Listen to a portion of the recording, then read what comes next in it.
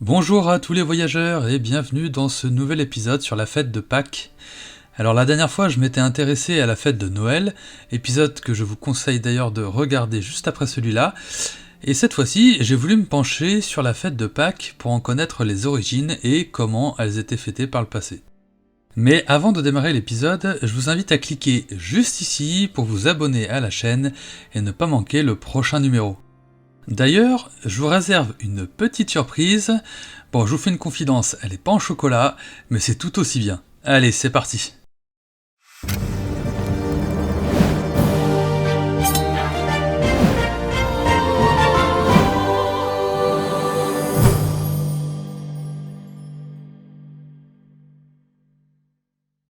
Il est pas beau, ce petit générique tout frais, tout neuf ? Je suis vraiment très heureux de voir la chaîne se développer au fur et à mesure et de pouvoir vous proposer des épisodes un petit peu plus étoffés. Allez, on commence dans le vif du sujet, c'est parti. Tout le monde connaît la fête de Pâques et le fameux repas en famille autour de l'agneau pascal. Et qui n'a pas participé à la recherche des œufs et des chocolats pour ensuite en faire une belle indigestion ? Mais d'où vient cette fête et surtout comment on la célébrait avant ? À l'origine, les fêtes de Pâques, elles célèbrent la résurrection du Christ après sa crucifixion, qui a eu lieu pendant la fête de Pâques juive qui célèbre la fuite des Hébreux de l'Égypte. Et oui, à la base, Pâques c'est une fête juive appelée Pessa. Alors le nom il est resté identique, on a juste rajouté un S histoire de pouvoir distinguer les deux. Pourtant, la signification est bien différente ainsi que la période de célébration. Alors pour les catholiques, la fête de Pâques se célèbre le premier dimanche après la pleine lune qui suit l'équinoxe de printemps. Mais bien avant cela, dans de nombreuses cultures païennes, le printemps était l'occasion de fêter la fin d'une longue période hivernale et le renouveau de la nature. En Angleterre, on célébrait la déesse Éostre à la même période à travers différents rites, dont on retrouve la trace dans les écrits d'un moine bénédictin du 8e siècle, Bède le Vénérable. C'est d'ailleurs de cette déesse que viendra le nom anglais de Pâques, Easter, que l'on peut rapprocher du français Aurore. Mais d'où nous viennent alors toutes ces traditions d'œufs de Pâques, de cloches, de lapins en chocolat et d'agneau pascal ? Ça fait un peu le titre d'une fable de La Fontaine, non, vous trouvez pas ? Alors commençons par l'agneau qui est servi sur nos tables depuis très longtemps à l'occasion de Pâques. Alors cette tradition elle remonte au commencement lorsque les Hébreux ont sacrifié un agneau à Dieu pour traverser la mer Rouge, mais aussi parce que l'agneau représente l'innocence et donc il fait référence à Jésus également. De ce côté-là, on n'a pas trop changé la tradition qui s'est perpétuée à travers les siècles. Mais les œufs, quel est le rapport avec Pâques ? Plusieurs théories se mêlent et finalement elles sont toutes un petit peu à l'origine de cette coutume. Dans l'Antiquité, chez les Égyptiens et les Perses, pour fêter le renouveau du printemps, la lumière et le retour à une vie nouvelle, on s'offrait des œufs, qui étaient vus comme le symbole de cette renaissance.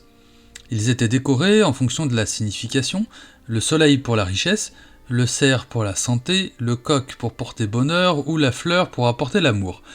Les Romains reprendront cette tradition de s'offrir des œufs décorés, tandis qu'en Gaule, les druides teignaient les œufs en rouge, symbolisant le soleil. Une autre théorie voudrait qu'au Moyen-Âge, l'Église a interdit la consommation d'œufs pendant le carême, période de jeûne qui précède Pâques. Alors comme on accumulait des œufs pendant 40 jours, ils étaient utilisés lors de la fête de Pâques. Au XVIIIe siècle, avec l'arrivée du chocolat, la tradition va peu à peu se transformer. On se mettra alors à vider les œufs pour les remplir de chocolat liquide. Puis à partir de 1830, on verra apparaître des œufs en chocolat tels qu'on les connaît aujourd'hui. Traditionnellement, on dit que ces œufs de Pâques sont apportés par les cloches. Cela viendrait du fait que durant les 3 jours avant Pâques, les cloches se taisent pour commémorer la passion du Christ. On raconte alors qu'elles en profitent pour partir à Rome, se faire bénir et reviennent en distribuant des œufs sur leur passage. Finalement, il n'y a peut-être pas que du chocolat dans les œufs de Pâques, Les œufs sont donc un grand symbole de la fête de Pâques et parfois même des œuvres d'art, notamment dans des pays comme la Pologne, l'Ukraine ou la Russie. Les œufs de Fabergé en sont une très belle représentation. Mais dans d'autres pays, comment on fête Pâques ?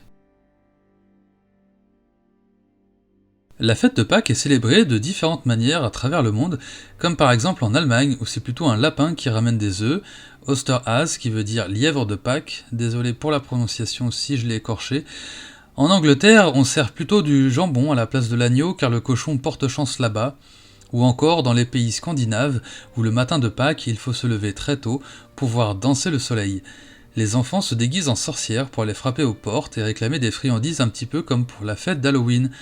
Tandis qu'au Mexique, ils célèbrent Pâques d'une toute autre manière, en brûlant des images représentant Judas ou en détruisant des piñatas desquelles tombent des friandises. Côté table, c'est plutôt du poisson et des fruits de mer. Finalement, la fête de Pâques, elle se célèbre d'une manière assez similaire à travers les siècles, même si certaines traditions sont propres à différents pays. En tout cas, ce qui ne change pas, c'est que Pâques, c'est l'occasion de se retrouver en famille et de manger plein de chocolat. Et nous voici arrivés à la fin de cet épisode. Je vous remercie vivement de l'avoir suivi, en espérant qu'il vous aura plu et que vous aurez appris plein de choses sur la fête de Pâques. N'oubliez pas de vous abonner pour ne pas manquer un épisode, lâchez un pouce et laissez un commentaire, je me ferai un plaisir d'y répondre. Rejoignez-moi sur les réseaux pour connaître toutes les actualités et suivre l'Histo Quiz du dimanche. Vous allez voir, on s'amuse bien. Quant à moi, je vous dis à très bientôt pour un nouvel épisode sur la chaîne Itinérantis, Voyage dans l'Histoire.